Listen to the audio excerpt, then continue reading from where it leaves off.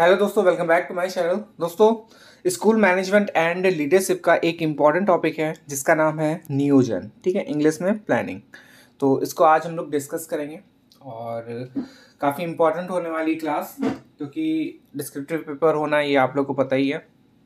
तो सबसे पहले कि जिसने अभी सब्सक्राइब नहीं करा चैनल को सब्सक्राइब कर लें, क्योंकि बीच बीच में मैं ऐसे इम्पॉर्टेंट तरीके से बता देता हूँ कि वो आप लोगों को याद हो जाएगा। ठीक है, या ट्रिक मान लें या कुछ भी मान लें, जैसे कि डेफिनेशन हो गई, कुछ और इम्पॉर्टेंट जो एग्ज़ाम के लिए काफ़ी हेल्प करेगा आप लोगों के लिए। ठीक है, तो चैनल सब्सक्राइब कर लें और बाकी अपने दोस्तों को भी बोल दें। तो चलिए स्टार्ट करते हैं। सबसे पहला हमारा जो आज का टॉपिक है वो है नियोजन, मतलब कि प्लानिंग, और उसका अर्थ एवं परिभाषा।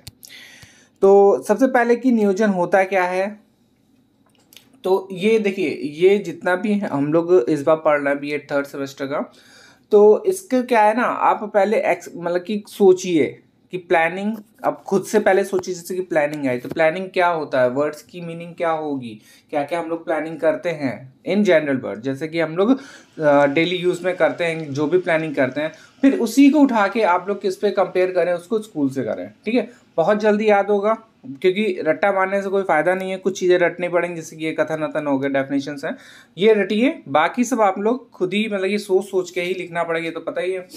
ठीक है, तो चलिए स्टार्ट करते हैं। नियोजन से अभिप्राय एक ऐसी सुनिश्चित योजना रूपरेखा बनाने से है जिसके द्वारा उद्देश्यों की प्राप्ति की जा सके, कार्य प्रणाली को बिना किसी बाधा के आगे बढ़ाया जा सके, सहयोगी व्यक्तियों एवं परिस्थितियों का लाभ उठाया जा सके तथा सहायक सामग्री और उपलब्ध वस्तुओं का समुचित उपयोग किया जा सके। ठीक है, इस प्रकार नियोजन का अर्थ होता है विभिन्न विकल्पों से में से सबसे अच्छे को चुनना। ठीक है, ये विकल्प से उद्देश्य, प्रक्रिया, नीतियां और कार्यक्रम आदि हो सकते हैं। यह प्रगतिशील प्रक्रिया है जो वर्तमान के साथ भविष्य को भी देखती है।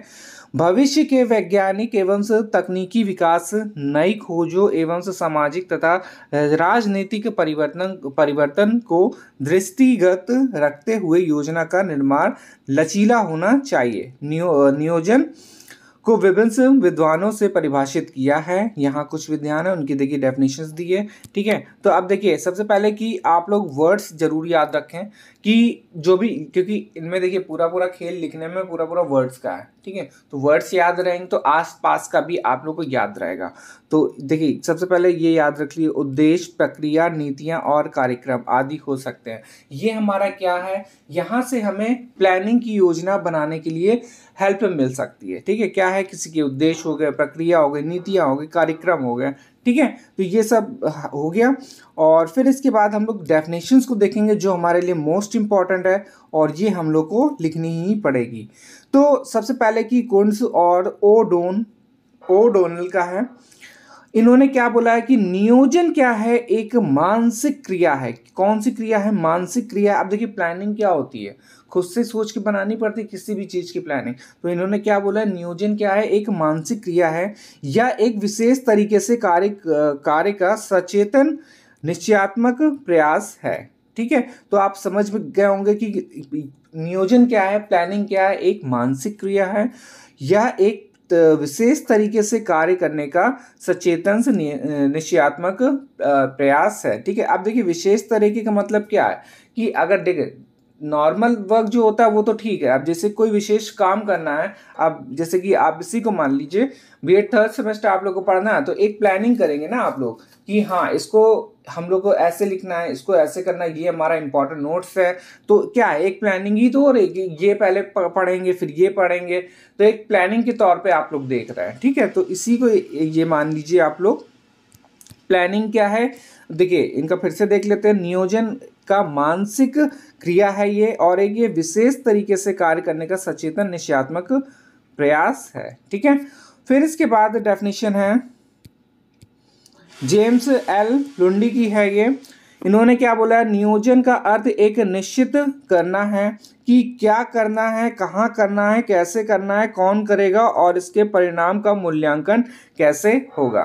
ठीक है, अब इसको आप लोग कैसे करेंगे, क्या करना है, कहाँ करना है, कैसे करना है, कौन करेगा और इसके परिणाम का मूल्यांकन कैसे होगा। अब इसको आप मान लीजिए प्रैक्टिकल कोई, ठीक है, प्रैक्टिकल क्या करना है, कहाँ पे प्रैक्टिकल होगा, कैसे करना है, कौन करेगा और इसका परिणाम का मूल्यांकन कैसे होगा। ठीक है, बहुत जल्दी याद होगा स्कूल के, क्योंकि पूरा पूरा स्कूल पे ही डिपेंड है।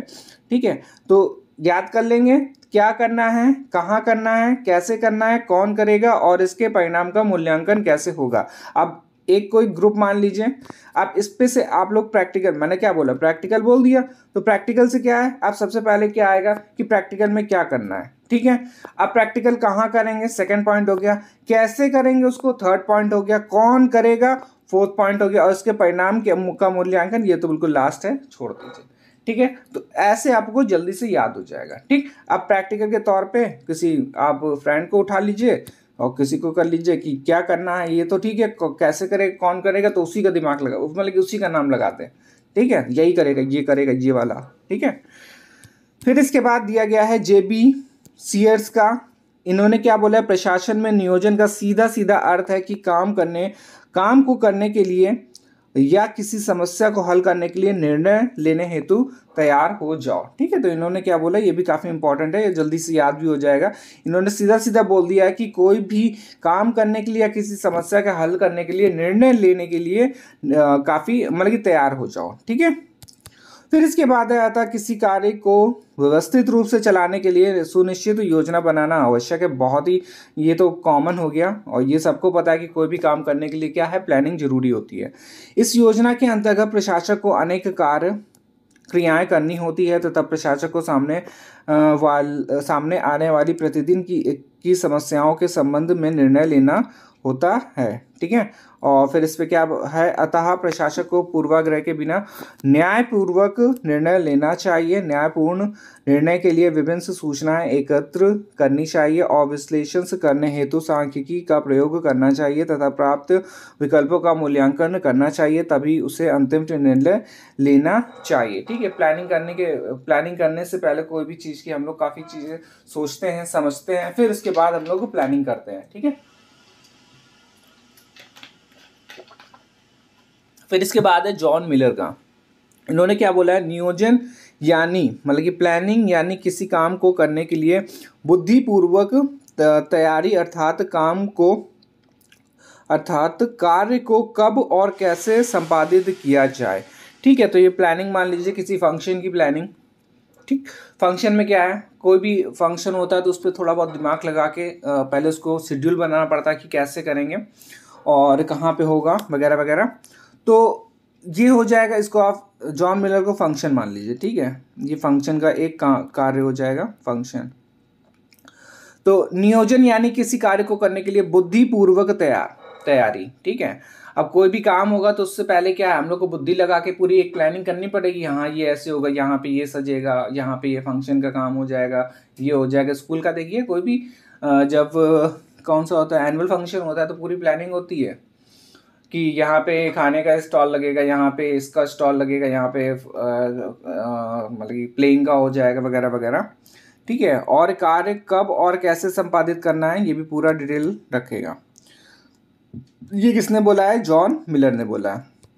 फिर इसके बाद है नियोजन संबंधी जो कार्य हैं, वो डेफिनेशन आपको समझ में आई गई है। अब कार्य देख लेते हैं। नियोजन प्रशासन का प्रथम आधारभूत कार्य है। नियोजन के अभाव में उद्देश्य प्राप्ति कठिन कार्य है और उपलब्ध साधनों का अधिकांश उपयोग भी योजना निर्माण करके ही प्राप्त किया जा सकता है। अतः प्रशासक योजना निर्माण और उसकी क्रियान्वित के माध्यम से निम्नलिखित कार्यों को सफलतापूर्वक संपन्न किया। देखिए, अब ये देखिए, सबसे पहले कि कार्य जितने भी दिए गए हैं, 7 कार्य इस पे दिए गए हैं। तो सबसे पहले तो हेडिंग आप लोग रट डालिए या हेडिंग नोट डाउन कर लें। और ठीक है, तो हेडिंग सबसे पहले नोट डाउन कर लें, क्योंकि उसके अंदर तो आप लोग खुद लिख सकते हैं। हेडिंग अगर याद रहेगी तो उसके अंदर आप लोग लिख लेंगे, ये आपको भी पता है। तो सबसे पहले क्या दिया गया, समन्वय स्थापित करना। योजना निर्माण करके प्रशासन विभिन्न कार्यों में समन्वय स्थापित कर सकता है और उन पर नियंत्रण सुगमता पूर्वक कर सकता है। इससे प्रबंधकीय कार्य क्षमता में वृद्धि होगी। ठीक है, तो सबसे पहले क्या है, समन्वय स्थापित करना। सेकंड में क्या है, उद्देश्य प्राप्ति कार्य। शैक्षिक नियोजन का निर्माण करके प्रशासन निर्धारित उद्देश्यों की प्राप्ति कर सकता है और उपलब्ध साधन व सामग्री का अधिकतम उपयोग कर सकता है। इससे प्रत्येक कार्यकर्ता को उसकी योग्यता एवं व क्षमता के अनुरूप कार्य मिलने से प्रशासन आसानी से कार्य कर सकता है। ठीक है, उद्देश्य प्राप्ति कार्य में मतलब कि ये मान लीजिए कि आप 5 स्टूडेंट हैं, तो 5 स्टूडेंट में किसी को प्लानिंग का मतलब है कि बाहर का सब चीज़ पता है, बाहर का सामान लाना, कुछ भी मान लीजिए बाहर का सामान लाना, बल्कि उसको काफ़ी नॉलेज है कि कौन सा सामान कहाँ मिलेगा, तो उसको उधर भेज दिया। फिर दूसरे वाले को लिखने का काम अच्छा आता है तो दूसरे वाले को लिखने के लिए कर दिया। तीसरे वाले को मैनेजमेंट अच्छा कर लेगा कि हाँ इसको कहाँ पे क्या सेट करना है तो उसको भेज दिया। तो ऐसे ही क्या ये उद्देश्य प्राप्ति कार्य है और अपने ही कार्यकर्ताओं इस पे कार्यकर्ताओं हैं तो कार्यकर्ताओं को पता चल जाए, मतलब कि उनको पता चल सकता है कि कौन सा कार्यकर्ता किस काम के लिए सूटेबल है या सही है। ठीक है, फिर इसके बाद है आवश्यकता की पूर्ति करना। योजना छोटी या बड़ी, इसके निर्माण से आवश्यकता और लक्ष्य दोनों की पूर्ति होती है। कोई भी योजना हो, छोटी हो या बड़ी, निर्माण से आवश्यकता और लक्ष्य दोनों की पूर्ति होती है। अतः प्रशासन को इसके निर्माण में वर्तमान, भूत और भविष्य का ध्यान रखना चाहिए ताकि छोटी योजना की भी आवश्यकता बनाया जा सके। ठीक है, अब इसके लिए आप सरकार को उठाइए। सरकार कोई भी जब ये निर्माण करती है तो उसके लिए क्या सोचती है। अब जैसे कि रोड का निर्माण है तो वर्तमान भी देखेगी, देखिए सॉरी ये रोड का नहीं हो पाया कि भूतकाल है, भविष्य का तो हो जाएगा। कोई भी देख लीजिए, कोई भी जैसे कि कोई भी चीज़ लॉन्च कर रही है, ठीक है, कोई भी क्या इससे बोलेंगे, कानून ला रही समझ लीजिए, तो उसके लिए क्या हो जाएगा, भूत वाले को भी देखना पड़ेगा और वर्तमान वाले को भी देखना पड़ेगा, भविष्य वाले को भी देखना पड़ेगा। ठीक है, तो कानून के देखिए कोई भी गलत काम ना हो। ठीक है, बाकी तो आप लोग खुद ही देख लीजिए इसमें ज़्यादा, क्योंकि आपको सिर्फ हेडिंग याद करने की आवश्यकता की पूर्ति करना। ठीक है, छोटी बड़ी। फिर इसके बाद है विभिन्न अनुभवों का ज्ञान। काफ़ी चीज़ों का ज्ञान होना चाहिए। योजना निर्माण से प्रशासन को विभिन्न परिस्थितियों, कार्य विधियों, कार्यकर्ताओं और उसकी योग्यता एवं अनुभवों का पता चलता है। इसका उपयोग वह कुशलता पूर्वक करके लाभान्वित हो सकता है। इससे प्रभावी नियंत्रण की स्थापना संभव होगी। ठीक है, तो ये भी काफ़ी इंपॉर्टेंट है, विभिन्न अनुभवों का ज्ञान। ठीक है, ज्ञान होना चाहिए।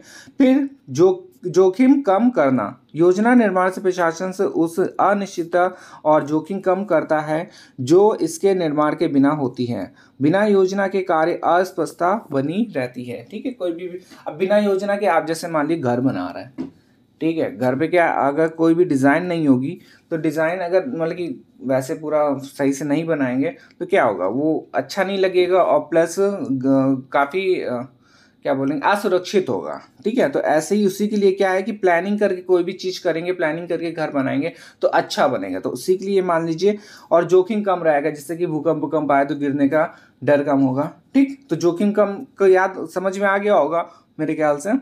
तो जब जोखिम कम को आप घर मान लीजिए, ठीक है, घर बनाने में क्या होता है, प्लानिंग करेंगे और प्लानिंग करने में आर्किटेक्चर का यूज़ करेंगे, मगर जो आर्किटेक्ट होता है उसका पूरा जब वो सही ढंग से बनाएगा तो ही मतलब कि वो जोखिम उस पर कम रहेगा। अब जैसे कि हम लोग ने अपने दिमाग से बना लिया, अब भूकंप आया गिर गया तो क्या जोखिम ही तो हुआ एक तरीके से। ठीक है, फिर इसके बाद क्या दिया गया, प्रशासन को प्रेरित करना।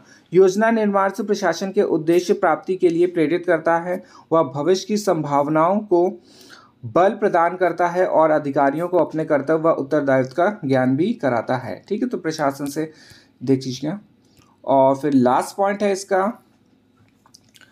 अतार्किक निर्णय पर रोक। योजना निर्माण में उन निर्णयों पर रोक लगती है जो अतार्किक होते हैं, ठीक है, और अलाभप्रद होते हैं और अधिक खर्चीले हैं। अतः यह कार्य को निश्चितता प्रदान करती है, उचित दिशा प्रदान करती है और उद्देश्यों को सही ज्ञान देकर समन्वय और समानता की ओर अग्रसर करती है। ठीक है, तो ये हमारे 7 पॉइंट हो गए, तो इनको एक बार नोट डाउन कर लीजिएगा, फिर इसके बाद आप लोग रिवाइज कर लीजिएगा। फिर है, अब देखिए नियोजन मतलब कि प्लानिंग में कौन कौन सी सावधानी रखनी चाहिए उसको देखेंगे हम लोग। पहला दिया गया, योजना का निर्माण प्रजातंत्र के सिद्धांतों पर होना चाहिए। सभी को अपने विचार रखने की स्वतंत्रता होनी चाहिए और सभी को समान रूप से भाग लेने की छूट होनी चाहिए। ठीक है, तो इस पे आप लोग क्या करेंगे कि कोई भी प्लानिंग करेंगे, जैसे कि घर पे कोई प्लानिंग होती है शादी की मान लीजिए तो इस पे क्या होता है कि सबकी राय लेते हैं कि हाँ अपने अपने विचार दीजिए कि लड़का अच्छा है कि लड़की अच्छी है, ये बताना पड़ता है। ठीक है, फिर उसके बाद डिसाइड होता है हाँ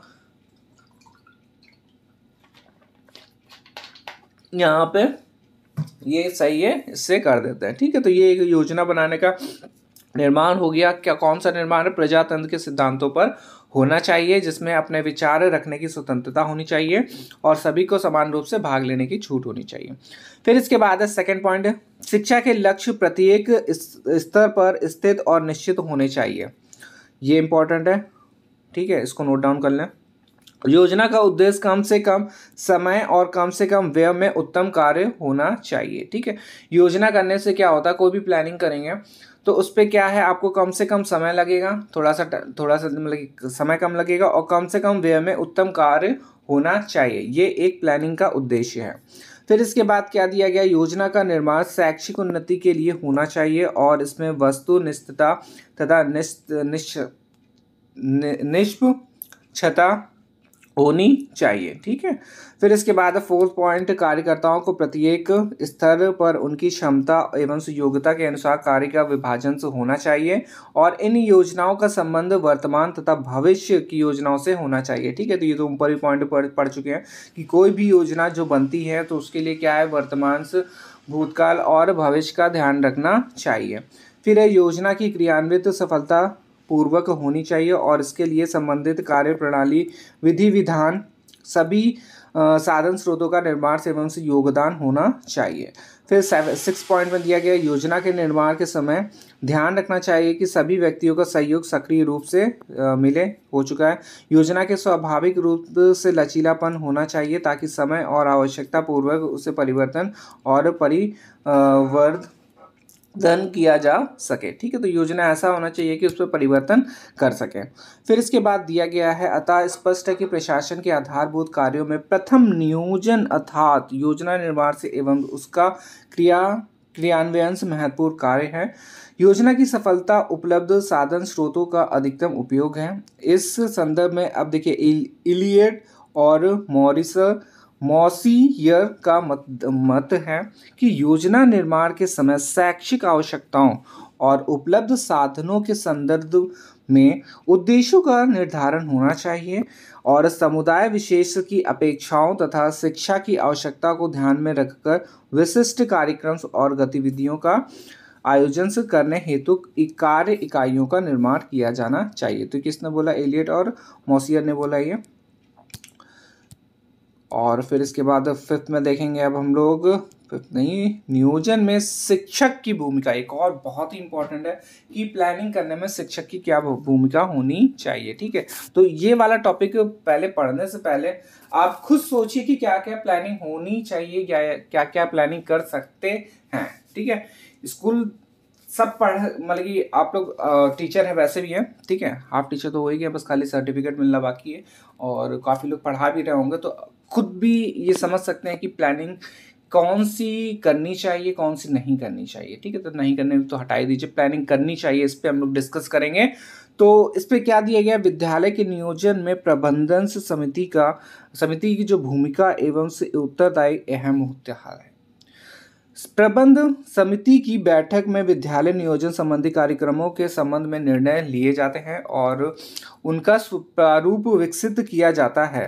प्रबंध संबंधी का सचिव प्राचार्य होता है, पता है सबको, और वह समिति की बैठक का आयोजन करता है और समिति की बैठक की रिपोर्ट भी तैयार करता है। आज शिक्षा विभाग की नियमावली के अनुसार विद्यालय की प्रबंध समिति एक वरिष्ठ शिक्षक सदस्य होता है। सदस्य शिक्षक को विद्यालय की प्रबंध समिति की बैठक में सक्रिय रूप में भाग लेना होता है और निर्णयों में अपने अनुभवों के आधार पर सुझाव देना है।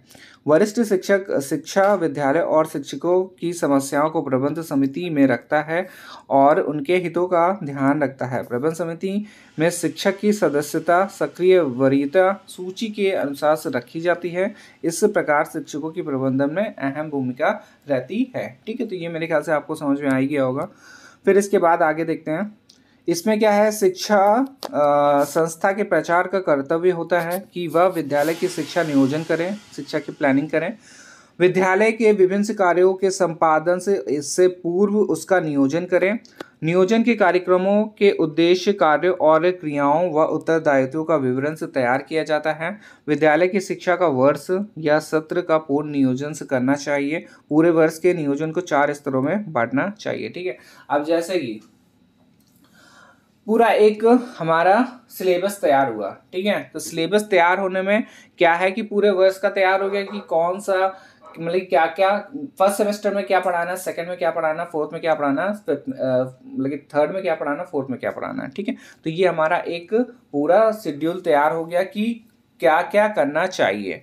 ठीक है, और फिर इसके बाद है विद्यालय के खुलने से पूर्व। अब देखिए, विद्यालय जब खुलेगा उससे पूर्व क्या क्या हो जानी चाहिए। सबसे पहले क्या है देख लेते हैं, इस स्तर पर प्रचार को नियोजन निम्नलिखित भूमिकाओं का निर्वाह करना चाहिए। देखिए, सबसे पहले क्या है, ग्रीष्म कालीन अवकाश के पश्चात विद्यालय खुलने की तिथि की घोषणा की जानी चाहिए। विद्यालय में प्रवेश की अंतिम तिथि जिस पर आवेदन पत्र प्राप्त किए जा सकेंगे। कुछ कक्षाओं के लिए प्रवेश परीक्षा का आयोजन से किया जाएगा। परीक्षा की तिथियां तथा जो परीक्षा की व्यवस्था की जाएगी। विद्यालय के नोटिस बोर्ड पर सभी सूचनाओं को अंकित किया जाता है। यदि संभव हो सके तो समाचार पत्र में विज्ञापन दे दिया जाता है। ठीक है, तो देखिए ग्रीष्मकालीन अवकाश के पश्चात ही बता दिया गया कि जो भी विद्यालय खुलने की क्या क्या घोषणा हो जाएगी, तिथि की घोषणा की जाती है।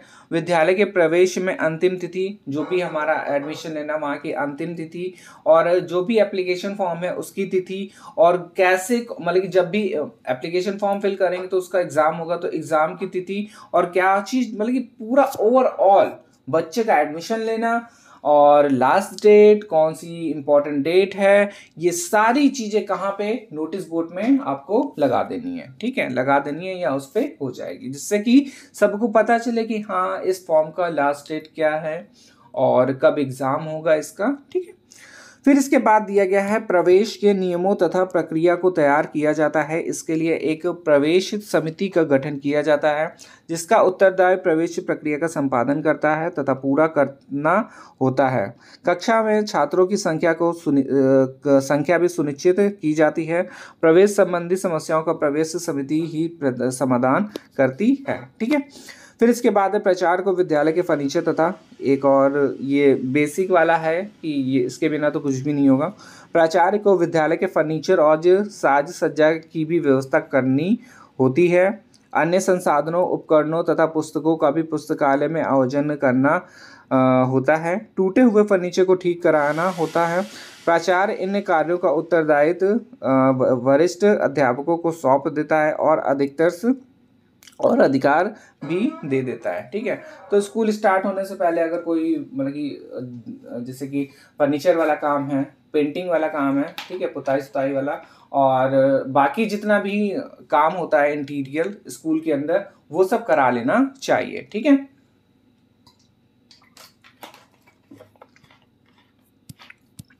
फिर इसके बाद है विद्यालय में आवश्यक सामग्री उपस्थित, जैसे कि रजिस्टर होता है, डायरी हो गई, चौक हो गया, डस्टर हो गया, श्यामपट्ट है आदि की व्यवस्था करना चाहिए। अब देखिए, श्यामपट्ट से पहले क्या था, ब्लैक बोर्ड था। ठीक है, अभी भी ब्लैक बोर्ड है, और उस ब्लैक बोर्ड में क्या है कि उस पर ब्लैक कर लेना चाहिए, जिससे कि नहीं वो रफ करते हैं तो वाइट, मतलब कि जब चौक यूज़ करेंगे तो वाइट सा हो जाता है, तो जिससे कि वो दिखता नहीं है। फिर तो ब्लैक मतलब कि सारा पेंट हो जाएगा ब्लैक, तो उससे क्या होगा, अच्छा हो जाए। तो विद्यालय खुलने से पहले ये सारा काम करवा लेना चाहिए, जिससे कि क्योंकि कंटिन्यू चलती क्लासेस फिर उसके बीच में कराना अच्छा नहीं होता है, फिर हो भी नहीं पाता सही से।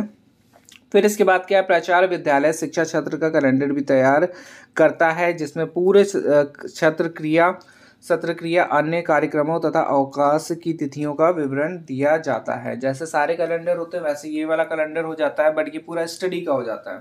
ठीक है, कब आपके फंक्शन होंगे, कब छुट्टी होगी और कब एग्ज़ाम होंगे, पूरा उस पर लिखा होता है ये स्कूल वाली डायरी में। फिर इसके बाद है आवश्यकता अनुसार शिक्षकों तथा अन्य कर्मचारियों की नियुक्ति भी करता है। कार्यालय संबंधी रजिस्टरों की भी व्यवस्था की जाती है। फिर है विद्यालय भवन की पुताई, ये देखिए बता ही चुके हैं, पुताई तथा टूट फूट को ठीक कराना, फर्नीचर की पॉलिश भी कराता है, जिससे नए क्षेत्र में विद्यालय भवन से नया सा दिखाई दे। विद्यालय का भौतिक पर्यावरण छात्रों के लिए आकर्षक लगना चाहिए। ठीक है, जिससे देखिए अब स्कूल अच्छा होगा बाहर से तो क्या होगा, एडमिशन भी ज़्यादा आएगा, और भले अंदर से कैसे भी हो बट स्कूल अगर अच्छा होता है तो उससे भी काफ़ी लोग आते हैं अपना और बच्चों का एडमिशन करवाते हैं। फिर इसके बाद दिया गया है उपयुक्त भूमिका एवं कार्यों के लिए प्राचार्य विद्यालय खोलने से पूर्व एक बैठक आयोजन करता है। विद्यालयों को कार्यों को संचालन हेतु विभिन्न कार्यों के उत्तरदायित्व और अधिकारों को शिक्षकों को सौंपता है। ठीक है, सबकी अलग अलग ड्यूटीज़ लगा दिया था, ड्यूटीज़ का एक एक कार्य दे दिया था कि आप लोग ये देखेंगे वो देखेंगे सब चीज़ देखेंगे, बाकी एक क्लास टीचर तो रहता ही रहता है।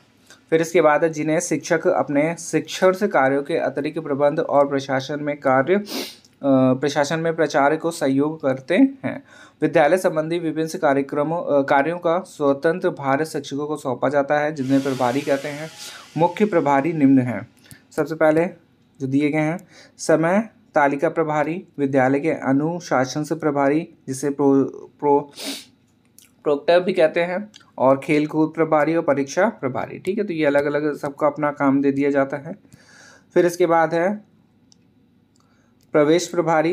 इस प्रभारी की सहायता के लिए एक प्रवेश समिति का गठन भी किया जाता है। विद्यालय कोष तथा वित्तीय प्रभारी, पुस्तकालय प्रभारी, ठीक है, लाइब्रेरियन होता है। और यदि विद्यालय में कृषि फार्म है तो उसके लिए एक कृषि फार्म प्रभारी नियुक्त किया जाता है। ठीक है, तो कुल मिला के जितने भी डिपार्टमेंट है सबका अलग अलग काम दे दिया जाता है।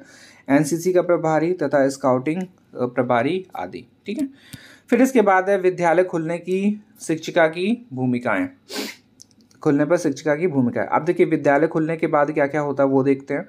विद्यालय खुलने पर उक्त शिक्षक प्रभारी अपने अपने कार्यों को सुचारू रूप से करना आरंभ करते हैं और अपने कार्यों का पर्यवेक्षण एवं समस्याओं का समाधान करते हैं। अपने कार्यों को संचालन के लिए आवश्यकता पड़ने पर प्राचार्य से सलाह भी लेते हैं और समय समय पर अपने कार्यों की प्रगति के बारे में प्रचार को अवगत कराते रहते हैं। ठीक है, तो कुल मिला के पूरी जो मतलब कुल मिला के ये है कि रिपोर्ट जो भी बनेगी, रिपोर्ट मतलब कि खुद की रिपोर्ट या फिर कोई भी जो भी काम कर रहे हैं उसकी रिपोर्ट तो किसको बताएंगे, प्राचार्य को बताएंगे, जिससे कि अगर वो सही होगा तो वो कंटिन्यू कर देगा, नहीं होगा तो वो अपनी तरफ से कुछ बताएगा कि इस पे आप लोग ये ऐड करें जिससे कि और अच्छा हो सके। ठीक है, फिर है विद्यालय के शिक्षण क्षेत्र की अवधि। विद्यालय के कार्यों के लिए जो शिक्षक प्रभारी नियुक्त किए जाते हैं उन्हें शिक्षण की अवधि में अपने शिक्षण कार्यों के साथ साथ जो उन्हें प्रशासन संबंधी उत्तरदायित्व सौंपे गए हैं उनकी भी व्यवस्था करनी होती है, जिसके लिए उन्हें अतिरिक्त समय देना होता है। आंतरिक परीक्षाओं में उन्हें कक्षा कक्ष तथा अन्य प्रशासनिक कार्यों को करना होता है। ठीक है, तो ये खाली याद रखिए विद्यालय के शिक्षण सत्र की अवधि। फिर इसके बाद है विद्यालय के शिक्षक सत्र के अंतिम चरण। कौन कौन से अंतिम चरण होते हैं उनको देख लेते हैं।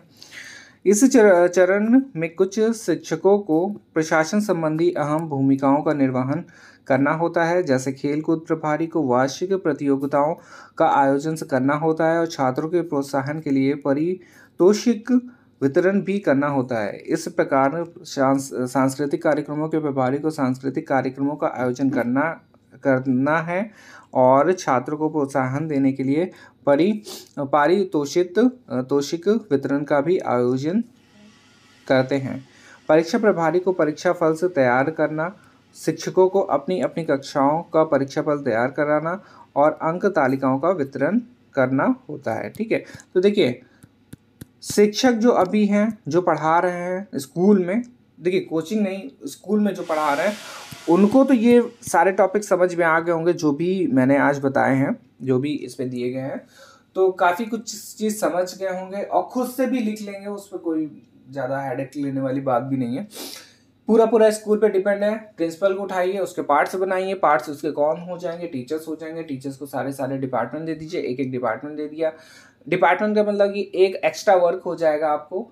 क्लास टीचर तो बनाए जाएंगे, वो तो एक अलग हो गया, उसके बाद भी एक एक्स्ट्रा वर्क दिया जाएगा, अब वो वर्क आपको करवाना होगा, ठीक है।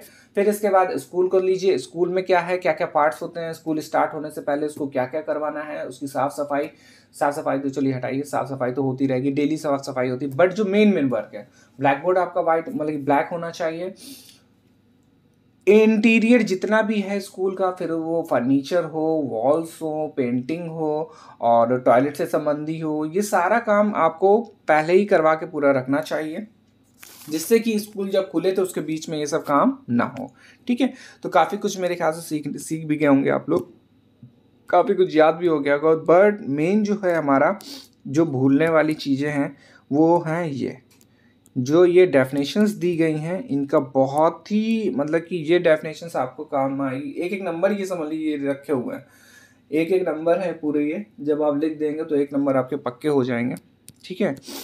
तो चलिए आज इतना ही रखते हैं इस वीडियो में, मेरे ख्याल से अच्छी लगी होगी आप लोगों को वीडियो भी, ठीक है। और कोशिश मैं ये करूँगा जो डेफिनेशंस हैं इसको थोड़ा सा ट्रिक के माध्यम से समझें, जिससे कि आपको खाली वो वर्ड याद रखना पड़े और डेफिनेशन आपको याद रहे हमेशा, ठीक है। चलिए मिलते हैं नेक्स्ट वीडियो में, धन्यवाद।